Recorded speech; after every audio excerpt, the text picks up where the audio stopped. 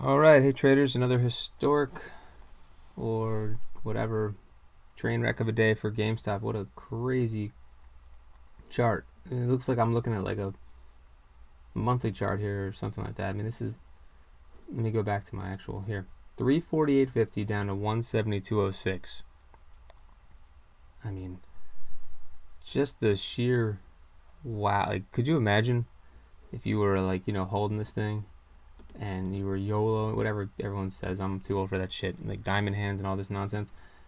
Can you imagine how awesome though it would be if you were down here, you're like dying a slow death, and just like, I'm gonna hold it, I swear. And then boom, you just get this back, and all of a sudden maybe you bought up here, and you're like, I'm even, and then maybe that's what a lot of the selling was people, you know, I'm even, I'm getting out. I'm just kidding, but I mean, it's probably part of it. And then just thinking that you're just gonna crush it all the way up to like 1,000 or something ridiculous that they keep talking about. But just to come from the doldrums though, anyway, to come from like 40 something, it's even 250. I mean, what an amazing run. Like if you were really in trouble with this thing, I think that's pretty awesome. I was never holding this. I've been talking about this. If you look at my other videos, been talking about it, I think since like 40 something, 30 something. I was not early like the rest of the Reddit crew. Although I didn't know about the Reddit crew, I was tweeting about GameStop and it was like $4 and didn't realize that there was all this other stuff going on about it. I wish I knew. If I knew, I would have held on to it, but that's a whole nother story. Anyways, what a day so far. So I just wanted to check in to show how the numbers are still actually working on this, believe it or not. And if you don't believe in technical analysis or charts, or if you think the news leads the way, or Reddit or CNBC, like all that is just narrative and bullshit. Yeah, there's catalysts, but the truth is, and if you've watched my channel, if you've listened to me before, the charts put in the move, the news and narrative follows thereafter. And I think that's proven over and over again on these charts when you can dial things down to the dollar, to the penny. I mean, this one's kind of an anomaly in a lot a lot of ways. As we all know, it's not like you can predict a move like this. I mean, look at this. When things get halted like this, it's insane. But I think it's interesting though. If you look here, this is the 200 period moving average on a 10-minute chart, and it came down, spiked it, held, and then we flew all the way back up to the 50 period moving average on the 10-minute chart, and now we're kind of like hanging in there. Definitely a bearish look here though, because you have this huge breakdown candle here, so you're creating this like bear flag pattern, and this is just on a 10-minute chart. Maybe if we're looking at a 4-hour chart, let's see what that looks like. And the moves were so fast, it's really tough to even chart this thing sometimes. But is that a 4-hour chart? No, it is not. Or is it? What is that? This is what happens when you're live. 30 days. Okay. So that's interesting candle. It looks a lot different on the 4-hour chart. But notice I've had 250 there for a while. Notice how 250 has been important. It was resistance here. We got over it. And now it's become support. So, I mean, as long as we're above 250, you're kind of hanging in there. I wouldn't hold this thing ever, but I'm just saying, like, this is not something you can hold overnight. Unless you were one of the people that bought it, like, $10 or $5 or whatever, then this is just fun. But right now, there's really not much to say about GameStop other than be very careful. And I'm going to have to rechart this, honestly, and just get some new levels on here. That we have some new tape and we have some new moves. I think I need to kind of take another look. The levels have definitely been respected throughout, especially in the early goings here, down here. It's hard to tell with all my crazy hieroglyphics here, but a lot of these levels are really important. One of the most important levels that I found from the start of this whole thing was 136.37, which has really been about 136, 137, somewhere in there. It's an approximate number. I like to go to the penny, but really it's like somewhere in that general zone. You can see we ran up, got rejected. We gapped down right to that level here, and we kept trying to fight it. Look at this, and then finally broke through. So I mean, this is really interesting right here. And look how once we got above this candle high, this candle here, the high of this candle, 184.68, and that's when things started to really take off. That was resistance. We filled a gap. I think we came up here and just came up short of another gap. Let me see. I mean, these candles are so insane. I'm sure many people are trading this on like 1-minute charts and 5-minute charts I don't normally use, but I feel like for this stock you kind of have to. Anyway, this is pretty interesting. You can see here, if I just hold this line here, 348 was important. Let's see, was this close here maybe at 340 something? Yeah, 347.51. So when the numbers are it's definitely painting by the numbers. It's just in a really GameStop kind of way. So just be careful. I just had to go live because it's March 10th now, 2021, and that's 21 years ago was the .com bubble. I've been waiting for this day, thinking it will be a crazy day. That's how cycles usually work. I was expecting, on a side note, like a lot higher prices in NASDAQ right now, to coincide with that 21 years. That might sound like some crazy tinfoil hat kind of stuff to you, but cycles matter, numbers matter. That's just the way I've learned it. I used to think technical analysis and all that was nonsense until I learned it from the right teacher, which is My Strategic Forecast on YouTube, David Frost, best chartist out there, bar none, at least anyone that I know, whether they're on TV or YouTube, Twitter, anywhere. I mean, if you're going to learn from somebody, I've learned from him, and thankfully you see the market in a completely different way after learning from David. But anyways, now I'm trying to kind of teach my own way, my interpretation of what I've learned from him, and using what I've learned too, to help other traders out, and at least give you guys kind of a roadmap kind of for the day. You know, the worst thing you can do, and I've seen this now lately, is the worst thing you can do is like basically gamble on these. I'm actually surprised to see people doing that.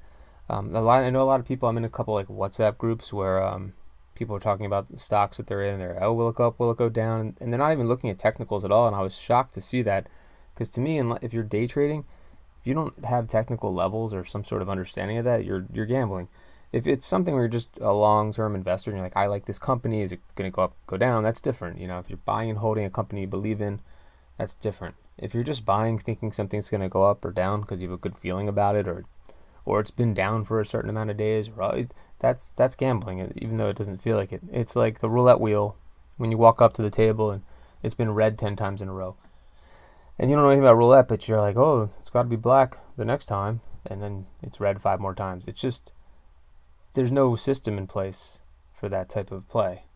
You can't just read a tweet and say, oh, okay, everyone's talking about CCIV, or everyone's talking about, or whatever, any of these meme stocks, and you just blindly buy into them. That's a recipe for disaster. You've got to be able to manage the risk within any of the names in short-term trading. But day trading itself is not gambling, and there's too many people that are treating it that way if they're not using different levels. I mean, at least some form of support and resistance.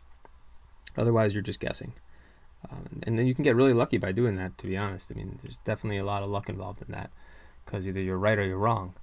But it's so important to know those levels, because those levels are what other traders are looking at. Those levels are what the algorithms are looking at.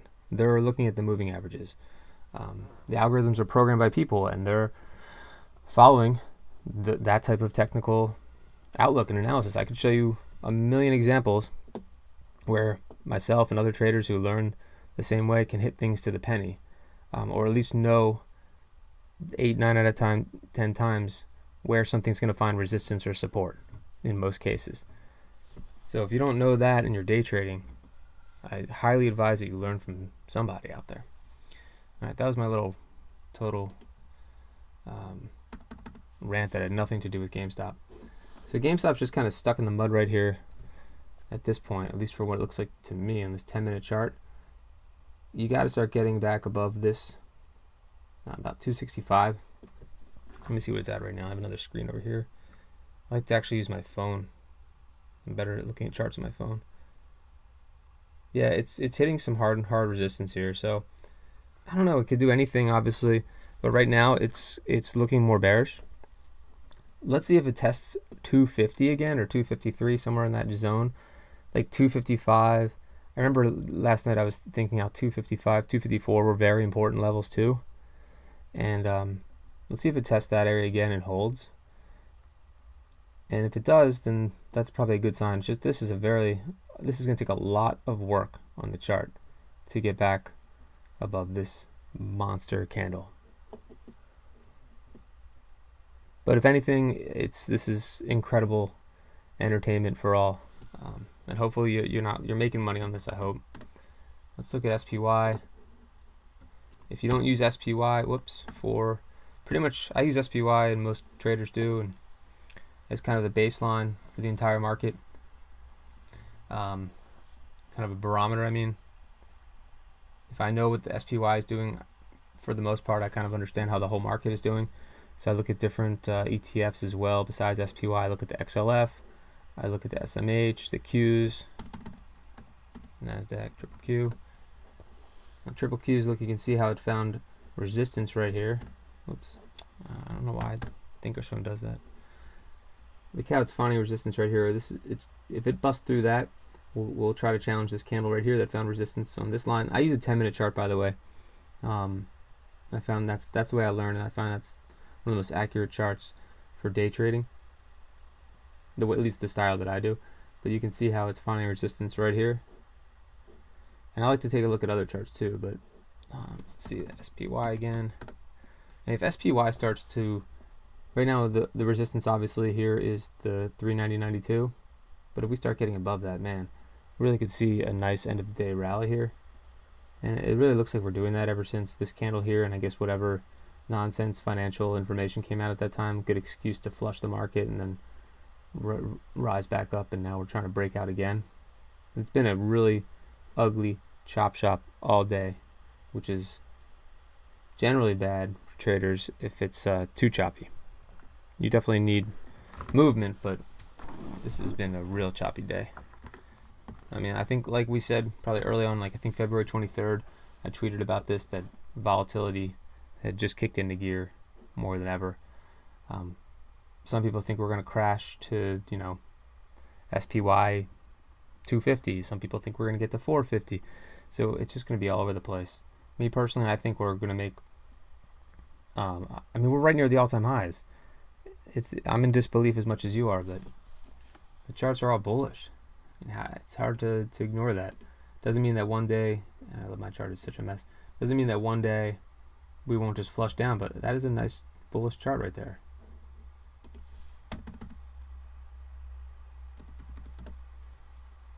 And the Q is a different story. We have this little bullish or bearish pattern here, and we have the 20-day and 50-day kind of coming down, sloping here. Really need to get back above those, and if we do that, man, that would create quite the rally. The IWM though is a really good chart to look at, and I learned that this is, the kind of the best market leading indicator here of how the market's doing, and it looks great. It's back up. I think it's approaching the all-time highs here. So if that's healthy, and if the XLF is healthy, which it keeps making new highs, 20-year highs basically, there's nothing wrong with this market. So definitely this went from just looking at GameStop to looking at a few more things. Let's look at a 10-minute chart on GameStop again. Look at that, we did test it. Wow. And we failed so far. Interesting. Look how quickly that happened too. I mean, it's been like a minute ago I was looking at this, right? I have no position on this right now. It's just a disaster. I don't see any clear areas of support. Maybe down at like 220. Maybe all the way down to 212. You know what? It's interesting. There's a gap. We're seeing a lot of interesting technical stuff happening live with this thing, because it's doing like months of work in like minutes, or at least weeks of work. So let's see the close here on this 203.05. Yeah, maybe we'll go back to test 200. I don't know. Where did I say it would find support? 220. It's at 226 now, or that was the low. I mean, 226. Yeah, it's going lower, at least for the time being. It's gonna chop around like crazy. Can't trust this. But yeah, support wise, look for the gap to get filled here. Maybe even look at this 200 period moving average on the 10-minute chart. As crazy as that sounds, I'm gonna set some alerts because this thing just moves too fast. Maybe there will be some opportunity for a bounce, and I would never short this thing. No point in doing that. Add below. Yeah, I'm just gonna set some alerts. And then even above 250, maybe it gets a bounce here. But 250 should serve it as resistance now. Again, you guys have seen this thing move so insanely today. So resistance could mean 5 minutes of resistance. We'll see what happens. I think that's it for now. I'm going to take a look at a few more charts, and I'm expecting a really crazy close today. And I appreciate you guys watching and subscribing. And please feel free to leave any comments or questions and follow me on Twitter, and you can always post tickers there and ask questions there too. Always happy to talk stocks and answer any questions and look at any charts that you want me to look at. Thanks, and remember, don't let the trade control you.